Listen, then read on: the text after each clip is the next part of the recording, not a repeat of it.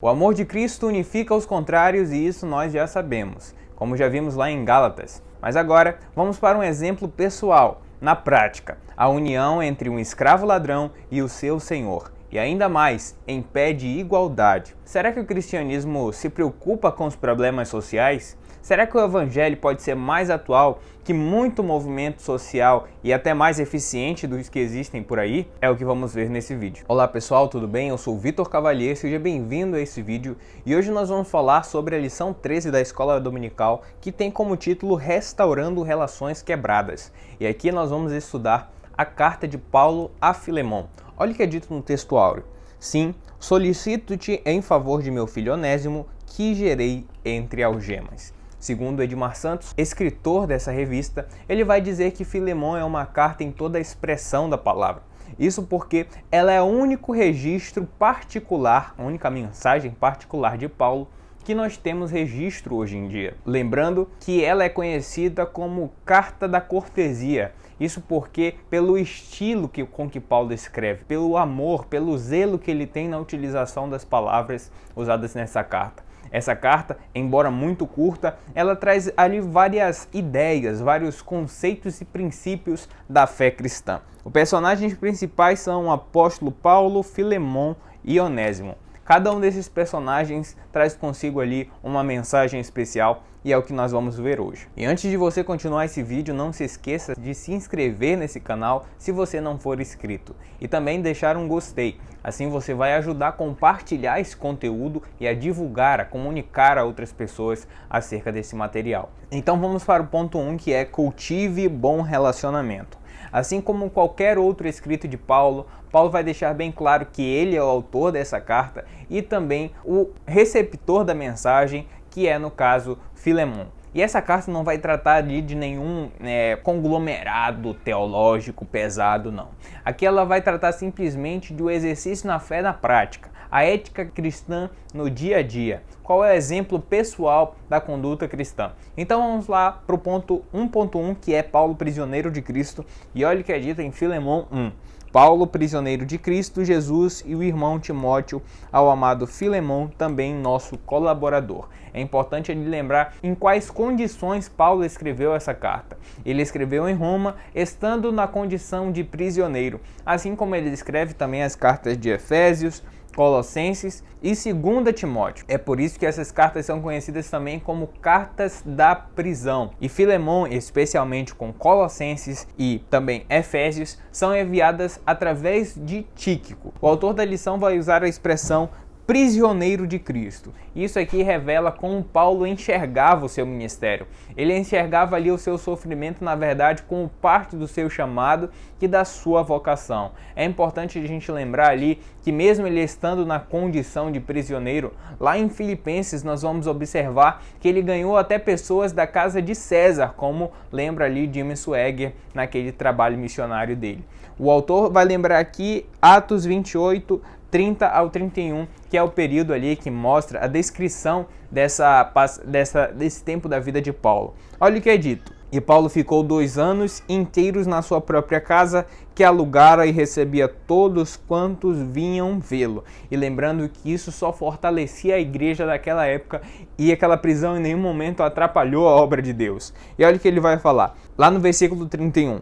Pregando o reino de Deus e ensinando com toda a liberdade as coisas concernentes ao Senhor Jesus Cristo e sem impedimento algum. Podem tirar tudo do povo de Deus, meu irmão, mas não podem tirar Deus do seu povo. Mesmo tentando fechar as portas e parar a igreja continuou crescendo e isso só fortalecia o reino de Deus. Por isso, Paulo não se via como prisioneiro nem de Nero e nem de Roma, mas sim de Cristo, fazendo parte da sua vocação. Então vamos lá para o 1.2, que é Filemon, o colaborador. Olha o que é dito em Filemon, versículo 1, parte B. Ao amado Filemon, também nosso colaborador. A Bíblia pouco fala de Filemon, mas nós temos algumas referências, como lá em Colossenses, capítulo 4, versículo 9, onde sabemos ali que ele possivelmente era morador através do relato de Onésimo, que é o servo escravo de Filemon. Olha o que é dito lá em Colossenses 4:9. juntamente com Onésimo, amado e fiel irmão, que é dos vossos, e tudo o que aqui se passa, onde é isso? Em Roma, eles vos farão saber.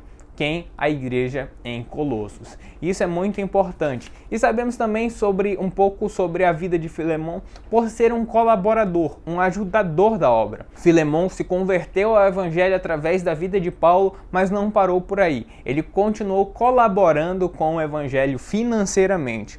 Olha o que o autor da lição vai falar. Quando Paulo fala de Filemão, faz questão de ressaltar sua condição de colaborador. Filemão era um verdadeiro irmão coração na obra. Esse valoroso irmão tinha tanto amor pela obra que, além de ajudar o ministério de Paulo, também hospedava uma igreja em sua casa. Filemão era uma pessoa de fortuna e também era considerado ali por muitos autores como um amo cristão. Isso porque era senhor de escravos, mas se converteu ao cristianismo.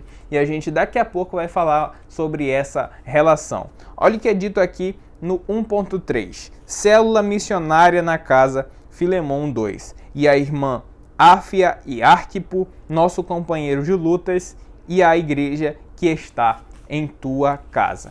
E aqui se fala um pouco sobre a igreja, né? Acima de tudo, Filemão hospedava a igreja do Senhor ali na sua casa, como mais ou menos no formato de cela que nós temos hoje. Mas é importante lembrar, segundo Donald Stamps, que as igrejas como casas de oração só são conhecidas e relatadas a partir do século III. Antes disso, era muito comum, até ali mesmo no Novo Testamento, como é descrito ali em Romanos e em várias outras passagens da Bíblia Sagrada, as igrejas comportando os irmãos em casas particulares, como é no caso de Filemão. O autor da lição vai falar: onde existia uma necessidade, ele estava presente com seu coração generoso, glorificando a Deus e servindo o reino de Deus também com suas posses. E a gente observa a diferença entre irmãos. Existem aqueles irmãos que têm posses, mas não querem compartilhar. Existem aquelas pessoas que têm as posses e compartilham. E até mesmo aquelas pessoas que não têm, mas sim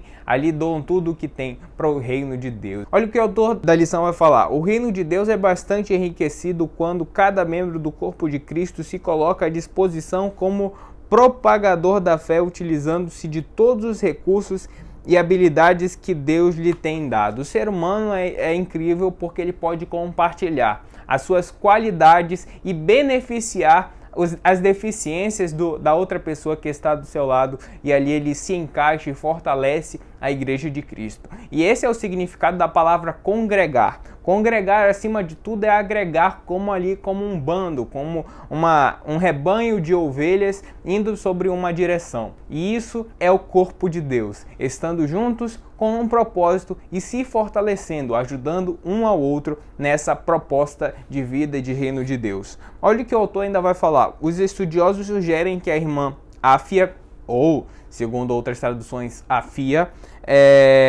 era esposa de Filemão, e Arquipo, seu filho. Arquipo era filho supostamente ali de Filemão com Áfia. Agora vamos para o ponto 2, que diz: comece pelas virtudes. E nessa seção Paulo vai mostrar todo o seu apreço que tem por Filemão. Olha o que é dito no 2.1. Amor e fé de Filemão. Filemão 5 diz: estando ciente do teu amor e da fé que tem para com o Senhor Jesus e todos os santos. Todo líder tem que entender que depende da cooperação de outros obreiros. Nenhum líder consegue ter sucesso ministerial sozinho. Para a obra ser desenvolvida, ele precisa da cooperação. E é importante a gente lembrar aqui que depois de Paulo saudar Filemão e sua família, ele começa ali com os elogios a Filemão. Fala do amor, da fé, da hospitalidade daquele homem. E o autor da lição vai dizer o seguinte: o bom líder sabe reconhecer e valorizar os seus cooperadores. Infelizmente, nem sempre é isso que acontece. Todavia, essas pessoas serão reconhecidas ali no tribunal de Cristo. E antes de eu falar do tribunal de Cristo, eu quero destacar uma questão importante, é que Paulo ganhou Filemão para Jesus, mas não é porque ele era líder de Filemão que ele deixou de valorizar aquele homem. Ele ainda ressalta a importância do seu liderado para o crescimento da obra de Deus e para a funcionalidade do reino de Deus. E agora falando um pouco do tribunal de Cristo, eu separei aqui 2 Coríntios 5:10, que diz o seguinte: porque todos devemos comparecer antes do tribunal de Cristo, para que cada um receba o que tiver feito por meio do seu corpo, ou bem ou mal. Tribunal de Cristo, ou bema no grego, bema de Cristo quer dizer que as pessoas ali não vão ser condenadas, mas sim serão recompensadas. O Tribunal de Cristo é como se fosse uma Olimpíada, assim como as pessoas recebem ali sua medalha de ouro em primeiro lugar, prata em segundo lugar, bronze em terceiro, assim as premiações serão por categorias, pelas obras que as pessoas fizeram e pelo motivo com que fizeram. Olha o que Jim Swaggart vai falar sobre o Tribunal de Cristo. Refere-se à forma que vivemos para o Senhor, a nossa motivação e a fidelidade.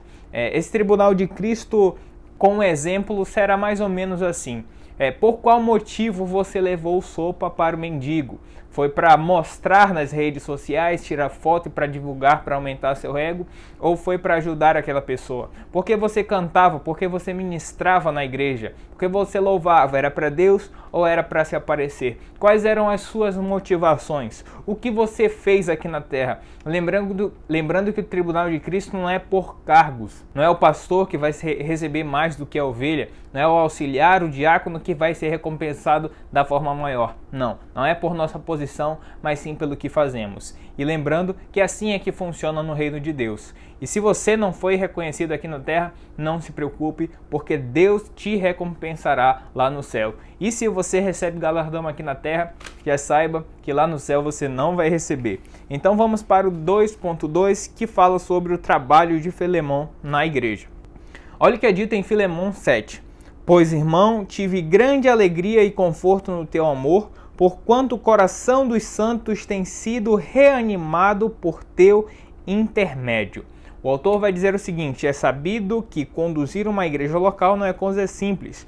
O trabalho pastoral é árduo. O trabalho pastoral exige dedicação, meu irmão. E o trabalho pastoral deve ser exercido também com a ajuda de discípulos, com pessoas que se importam, porque é um trabalho sério. Por isso a importância ali de um treinamento pastoral para essas pessoas. Um padre, por exemplo, dando o exemplo de outra religião, demora cerca de 15 anos para se formar. Tem que estudar grego, tem que estudar latim, tem que estudar outras línguas para compreender, para iniciar o ministério. Por isso a importância da preparação, do entendimento. E sobre essa questão do trabalho árduo, eu quero destacar aqui o autor Josué Oliveira, que no seu livro A Excelência do Ministério, ele fala sobre a crise de vocação. E a crise de vocação não é exclusiva de ministério, ela também está presente no mundo secular. Veja, por exemplo, um aluno vocacionado para medicina.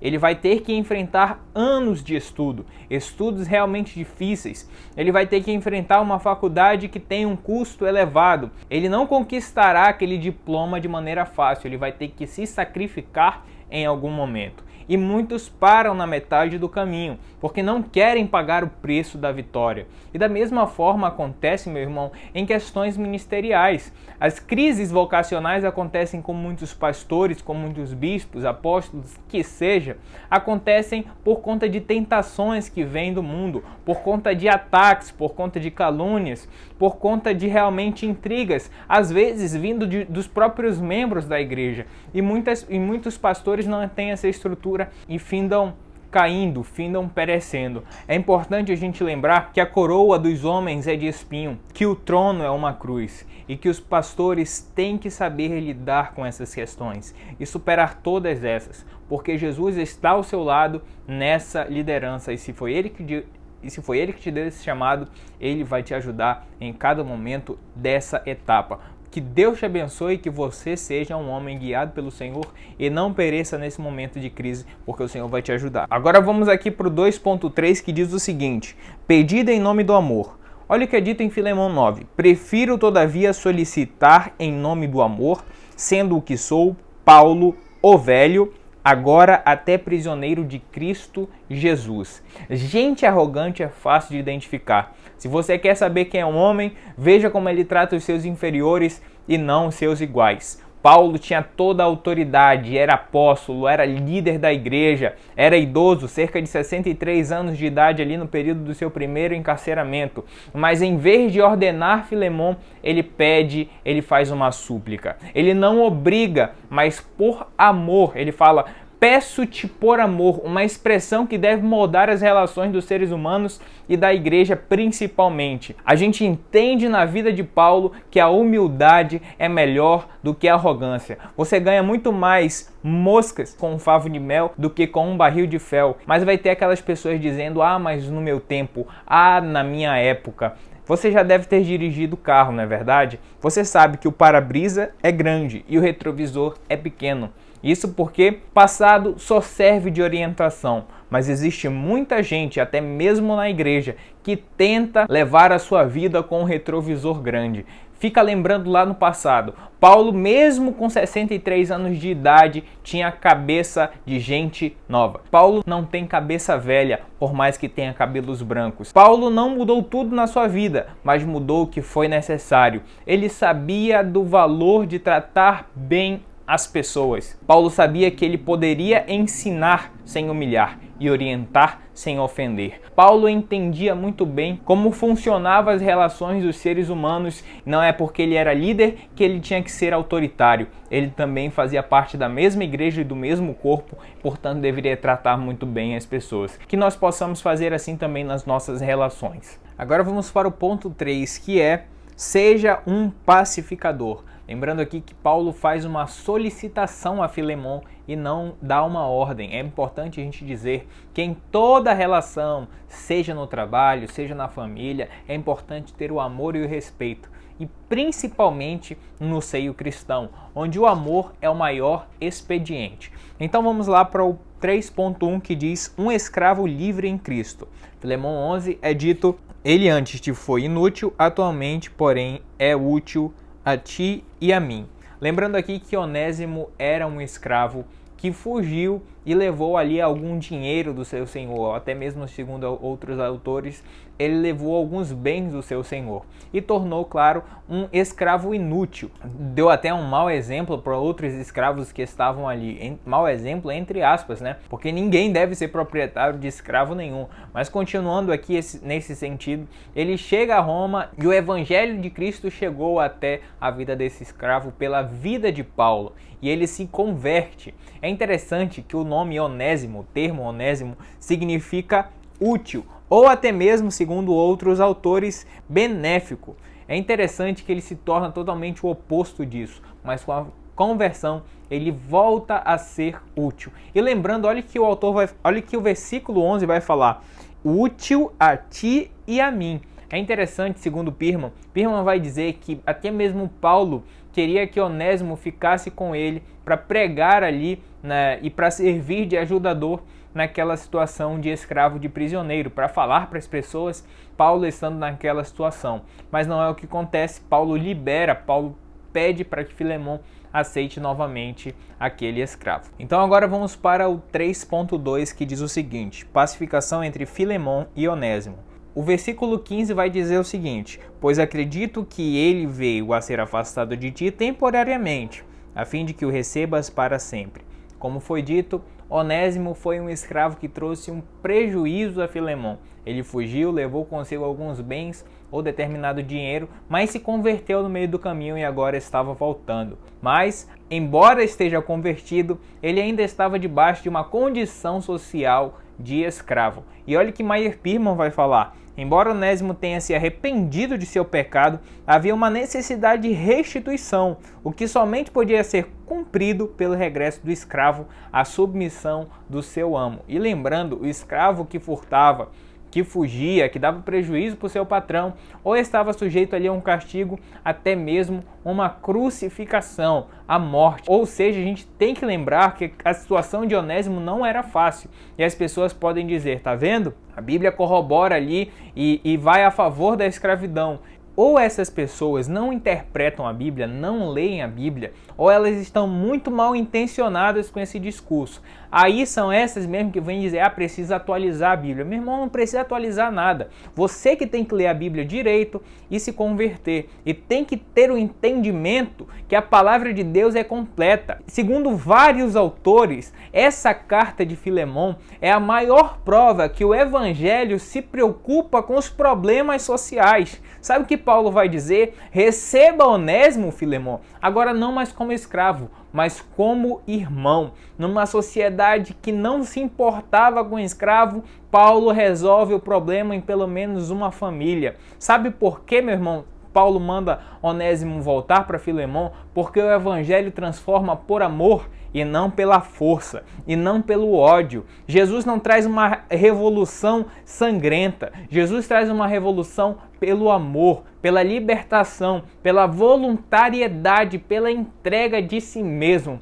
Assim é um evangelho transformador. E Paulo vai dizer, eu sei que farás isso, Filemon, e ainda mais do que eu tenho te pedido. E ele recebe Onésimo e trata ali o escravo como irmão. Lembrando, talvez nem seja ali uma libertação legal, mas ele trata ali socialmente Onésimo não mais como aquele jugo de escravo, mas agora com uma relação de amigo e de família. Olha o que o autor vai falar. Esse episódio nos ensina 3 lições. Primeiro, o profundo amor cristão por alguém que vem do mundo da escravidão para o convívio do povo de Deus. É impressionante, meu irmão. O preconceito que muitos cristãos têm com pessoas que vêm do mundo. Mas era prostituta. Mas era um drogado.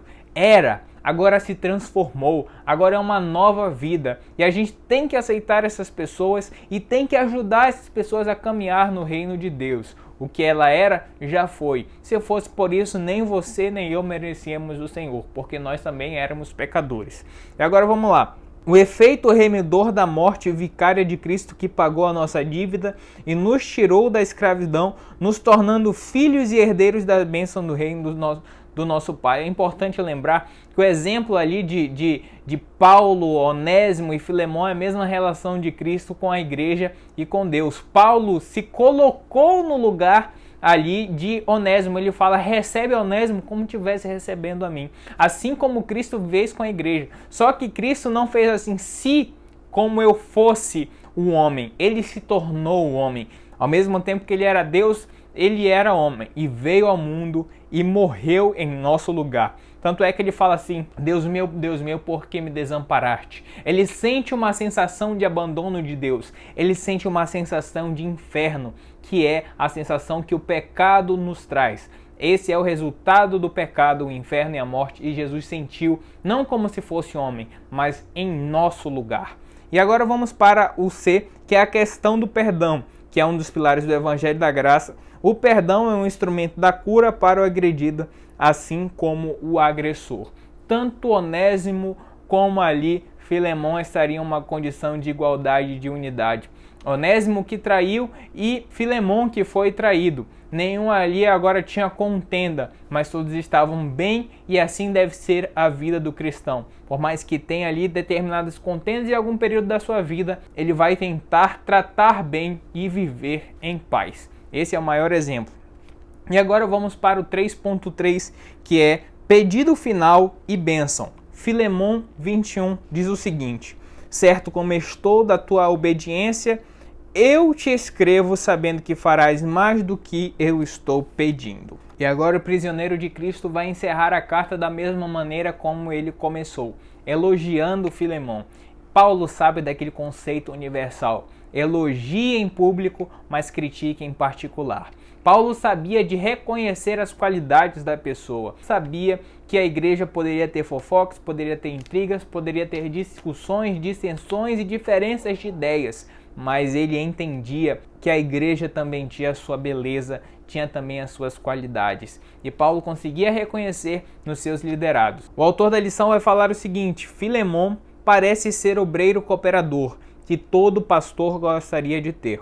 Obediente e trabalhador por excelência. Obediência é a qualidade fundamental de um cooperador na obra. Meu irmão, o segredo do sucesso é a obediência. Veja o que é dito lá em Gênesis 12, os 4 primeiros versículos. Ora, o Senhor disse a Abraão: sai-te da tua terra e da tua parentela, e da casa de teu pai para a terra que eu te mostrarei. Eu far-te-ei uma grande nação, e abençoar-te-ei, e te engrandecerei o teu nome, e tu serás uma bênção. Abençoarei os que te abençoarem, e amaldiçoarei os que te amaldiçoarem. Em ti serão benditas todas as famílias da terra.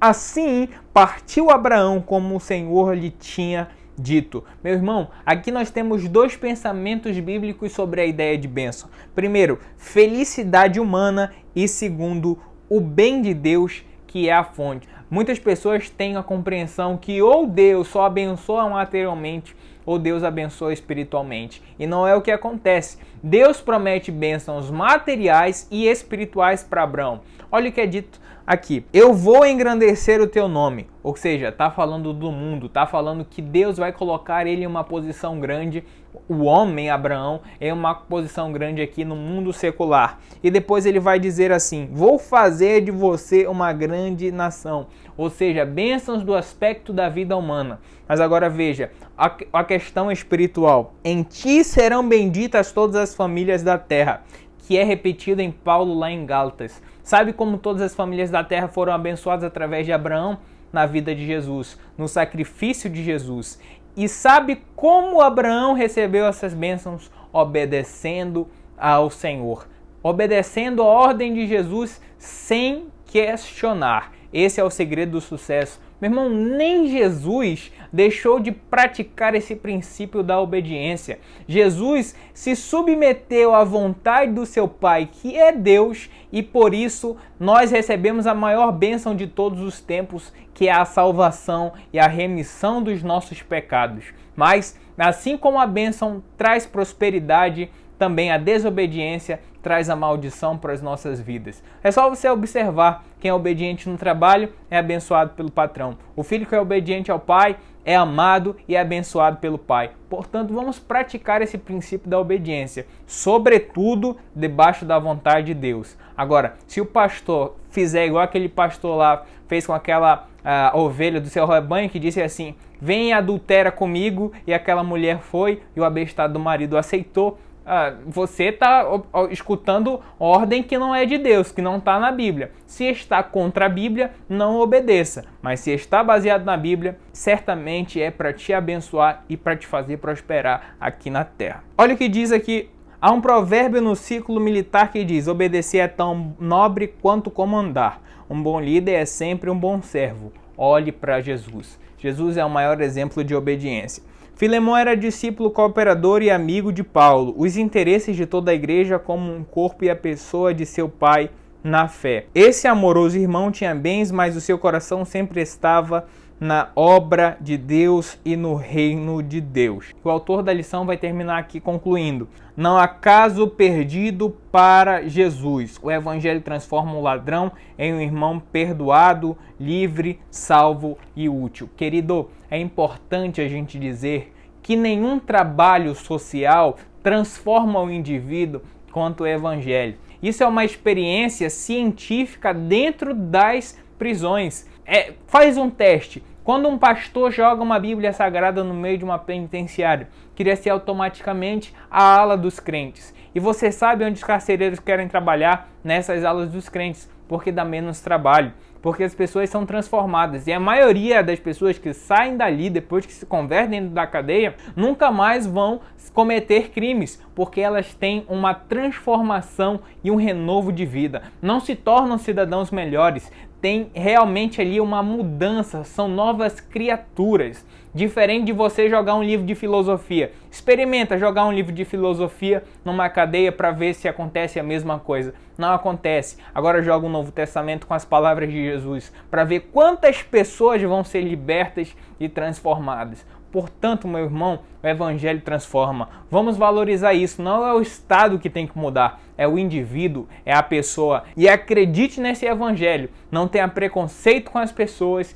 E é assim que nós terminamos essa revista da Escola Dominical, que trata sobre 3 livros da Bíblia: Gálatas, Efésios e Filemão, as cartas de Paulo.